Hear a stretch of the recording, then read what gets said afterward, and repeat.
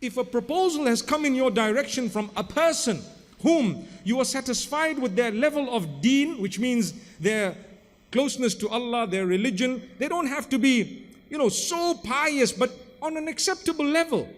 Perhaps they read their salah, they're responsible in their relationship with Allah, and secondly, their character and conduct is of an acceptable level. If you have those two, then let it happen. And you know what the hadith says? If you don't, oh, this is my favorite part. Do you know why it's my favorite part?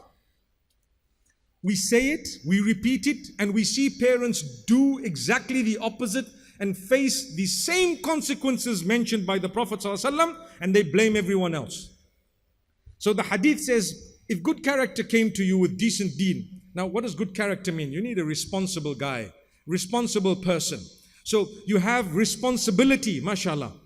They're responsible and they have deen.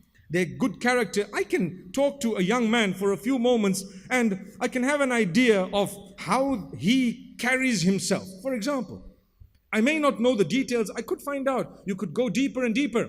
And don't just be satisfied at a statement uttered by someone. You know what? Yeah, this guy is like that. No, sometimes they have ulterior motives. I've known of many cases of people whom the parent asks one of their relatives, a brother or a sister or someone, that, my daughter is interested in this guy. And they say, no, he's on drugs. But you know what? He's not. So why did they say that? Because they were eyeing out the same child for their daughter. Subhanallah. Wow. It's a reality. You may not like what I just said. There are some from amongst you who are really, really in that situation. Subhanallah. Where people just come and say nasty things. They've said it about me and about you. Anything they can say. This guy is like this. This guy promotes violence. He hates it. And you know it's not true. It's absolutely false. But why do they say it? Because of some weakness they have. You need to help them. The problem is you've just destroyed someone's life by lying. You speak the truth. If you don't know, say, look, I really don't know. And if you know something, you say, look, I know something. It doesn't mean they're still like that, but I do know perhaps some time back this was the issue and the problem. But the difficulty is as soon as the child raises an issue at home that, I'm interested in someone, close it. Why?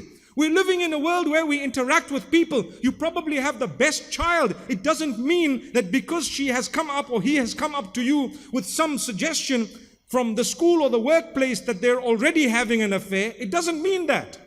It doesn't mean that they've started in a haram way. Not necessarily. You have to take it seriously. You have to communicate. You find out. And if that person happens to be genuine, if that person, no matter who they are, where they come from, if they happen to be genuine, sincere, guess what? You're going to have an uphill task trying to say no now because you have Allah and His Rasul on one side and you have your ego on the other.